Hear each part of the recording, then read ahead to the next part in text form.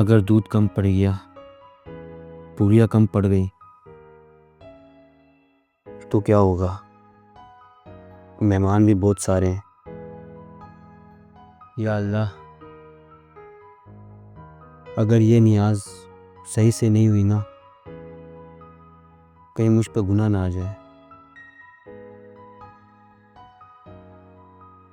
کیا حال ہے بزر؟ سب خیر؟ کیا ہوگا؟ تو اتنا کام کیوں رہا؟ ایسا لگ رہا ہے تیرا کوئی امتحان ہے۔ کیا کر رہے تو؟ علی 22 رجب سر پر ہے اور مہمان بھی بہت سارے آ رہے، پیسے بھی مہنگے۔ چل کھڑا ہو جا۔ کدھر؟ چل چل چل، آ جا آ جا، تیرا مسئلہ والی بھائی حل کریں گے، آ جا۔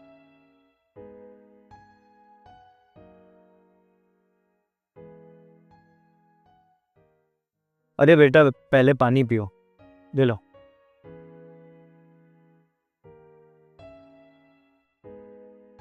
تو تم کہہ رہے ہو کہ تم گناہ کے ڈر سے 22 رجب کی نیاز کر رہے ہو؟ جی آقا، کیا یہ ہم پر واجب نہیں؟ میرے بھائی پہلی بات تو یہ کہ یہ 22 رجب کی نیاز واجبات یعنی اوبلیگیشنز میں سے نہیں ہے۔ اس کا حکم اسلام میں فرض کے طور پر نہیں کہ اگر تم نہ کرو تو گنہگار ہو جاؤ۔ یہ دراصل ہماری محبت ہے۔ ہم یاد امام جعفر صادق علیہ السلام میں دسترخوان بچھاتے ہیں، لیکن نیت واجب کی نہیں ہوتی بلکہ رجا کی ہوتی ہے۔ علی بھائی، یہ رضا کا مطلب تھوڑا واضح طریقے سے سمجھا سکتے ہیں؟ رجا کا مطلب ہے امید۔ ہم اس امید میں کہ پروردگار ہمیں اس عمل کا ثواب عطا کرے گا دسترخوان بچھاتے ہیں، مومنین کو بلاتے ہیں، کھانا کھلاتے ہیں، لیکن یہ عمل مستحب ہے، بوجھ نہیں ہے۔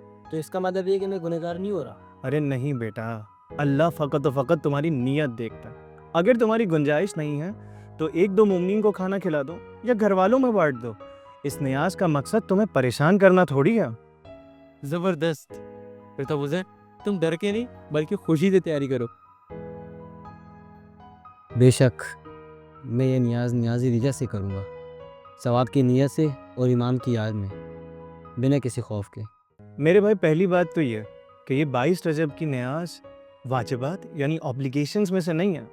اس کا حکم اسلام میں فرض کے طور پر نہیں کہ اگر تم نہ کرو تو گنہگار ہو جاؤ۔ یہ دراصل ہماری محبت ہے۔ ہم یاد امام جعفر صادق علیہ السلام میں دسترخوان بچھاتے ہیں، لیکن نیت واجب کی نہیں ہوتی بلکہ رجا کی ہوتی ہے۔